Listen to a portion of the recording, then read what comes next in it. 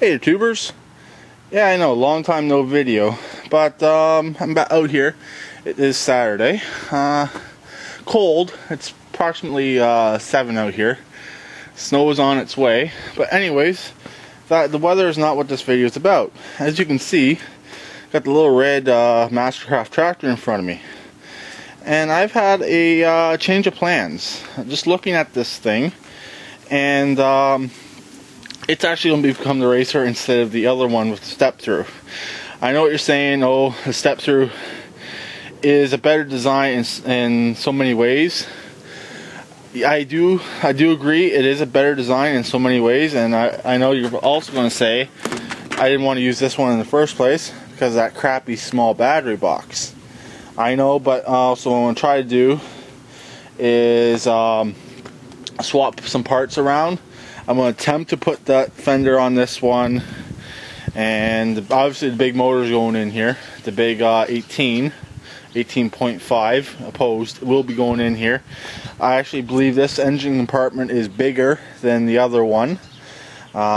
Few reasons why I'm actually decided to change my direction. The first one up is the pulley swap. There's my main clutch pulley right there. Yeah, it's right there. It's so much easier to get to right there. On the other one, I'm going to show you. Might as well go right over to it and I'll show you. It's very slippery out here. It's all nothing but wet leaves. Here it is. Believe it or not, this thing will actually fire right up. And it is cold. There's the head.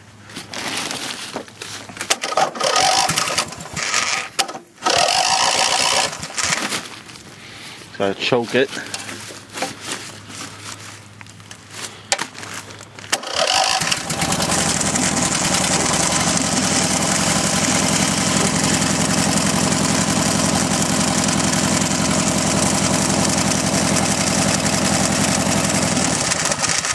But anyways, this video wasn't going to be a cold start. On this one here, yeah, there's the battery. You gotta remove that bolt right there, and the clutch pulley drops out from the bottom, and you can change the pulley, do whatever you want with it, belts, whatever. So that's a absolute pain in the ass to get to. Also, the shifter on this is a fender shift, which is not fully ideal. I had this thing driven in here a while ago, a few days ago I should say, and I was coming out here to start it, see the battery was holding. Just before I had the C-Tech on it, and I bumped the shifter. It goes automatically into gear and starts rolling. So that's the main reason why I don't like it. It's really sloppy shifter on this tractor. I know you're probably saying, oh, you can fix that. But yeah, I know I can. Also, another issue, whenever I was putting this bigger motor in, I kind of cut the frame, which is not a huge deal. That really does not bother me. This is one other thing that bothers me with this one. All the playing the steering. But this one here, everything is so much easier to get at. What I could do, I actually scrapped that. I was going to say they're the same size, the pulleys are in the same spot. I don't think they are. I think that one's further back on here. But also, I think I just discovered, so I brought out my old engine test plate. You see where I put it. It is here. It is. This is this actually came out of an old tractor I had given to me many years ago. But I kept the plate because what happened was it had a good motor in it, but the tractor, the rear end was gone. Had quite a few issues. So basically, two of these bolts were already off, so I literally ripped the engine out just by this plate. But I held onto the plate because it has dual bolt pattern set up, preset on it. So that will actually work pretty good on the other tractor. So yeah, the other tractor will become the engine test tractor. And also, being small like this, if I ever had to mark bolts, which I did on the other tractor, it actually worked out perfectly.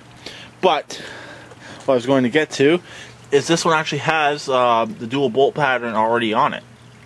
I just noticed that from looking at it a few minutes ago. It already has the dual bolt pattern already preset on it. It just had the that 12 horse Tecumseh in here, but used those larger holes where these slugs went into. Right here, it used these big slugs in through those holes there.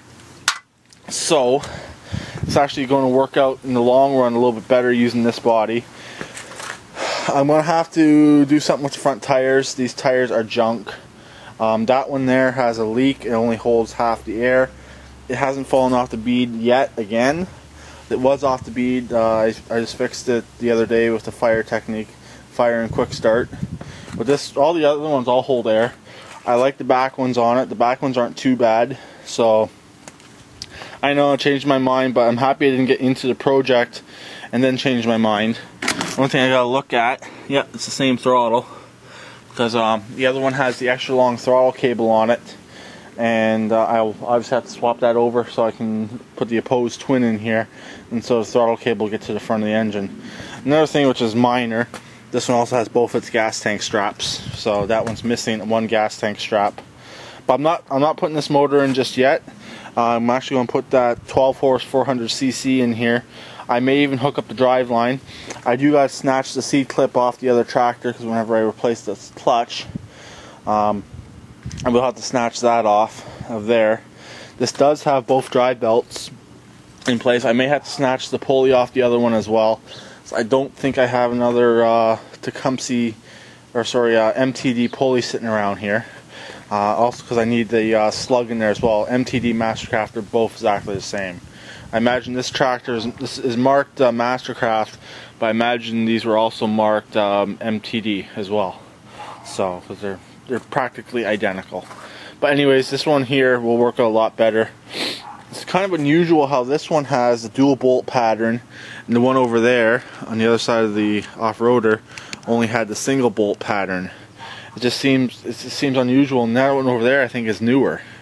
So yeah, I decided I'm going to change it. I don't know how far I'm going to get tonight because it's almost 6 o'clock. It gets dark around 6:37 here with the time change coming up and winter coming. But I'm hoping to have the engine in this, the big engine in this by the time the snow flies. But it's almost the last week of October, so it's getting up to my birthday soon, next month. Yep, 27. So, but in the meantime, I want to get that little 400cc Briggs in here. I want to get it running so I can try to sell that motor. And stay tuned. Basically, that's the engine that came in this tractor when I bought these two tractors. So, and then like I said, the other one will become engine test stand. I'll probably just cut it off right at the back of the dash and just leave the entire front half. The wiring on that's already pre-set up. It all works. There's one safety switch that is buggered up underneath when I was drilling for the engine mounts, because I tried to center that engine as best as I could, which it actually is near perfect center. It's off maybe by a quarter of an inch, not even. But I buggered up one of the safety switches. This one has the full harness is fully intact on here still. I haven't cut nothing on this tractor. So I am a type of person, I do like my safety switches to stay intact. I know a lot of people disable most of them, but I don't like people hopping on my stuff and try to take off driving on it and hurt themselves and stuff like that. And we have some kids in our neighborhood that like to sneak into people's backyards and play with stuff that doesn't belong to them. So that's the absolute main reason why I keep my safety switches intact. I know the key was in that one over there, but it's being blocked by another tractor.